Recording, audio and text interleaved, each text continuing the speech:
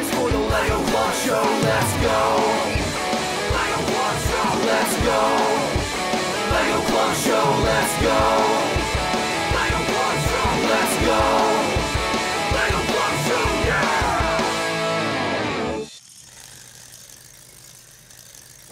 Here at the Lego store in Minneapolis's Mall of America, when they think Lego building, they think big.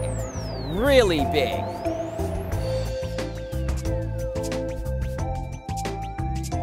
The theme of this amazing display is Heroes Through Time, but the real heroes are the awesome designers who created these giant-sized Lego models. Well, my friend Chad's gonna tell us how this idea came to be.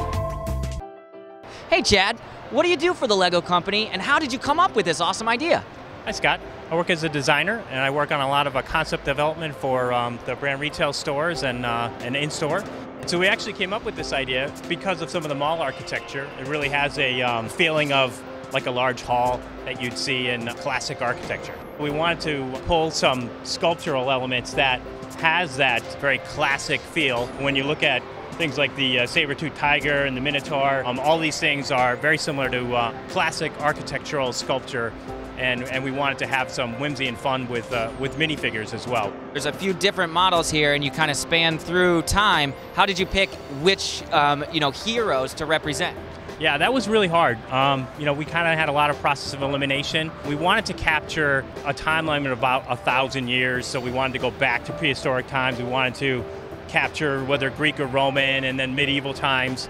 There are some areas of history where we actually, like explorers, had trouble finding, maybe big heroes with swords and knives, but we thought it was such an age of exploration, we wanted to sort of recognize that component of history. And we also wanted to make it all the way to the future, too, so we had to escalate the timeline towards the end where we go to present day, and then so we could do the giant robot, which is the future. So we wanted to be able to have a wide span of time that we would pull from.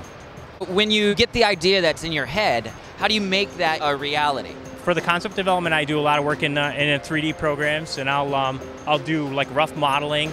We'll get the architect to give us a rough model of the store, and then we'll start to lay in some of the model content and figure out how it might interact with the architecture, how it would look best, what angles the architecture will afford, good viewing angles for the models.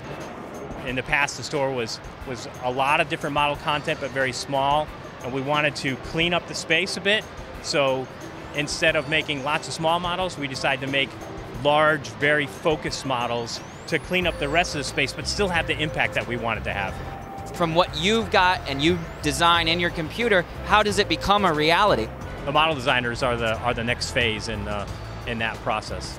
Well, that's awesome. And Chad, I gotta say, this is like one of the coolest things we've ever seen. So thanks for talking to us and telling us a little bit about how this kind of came to be.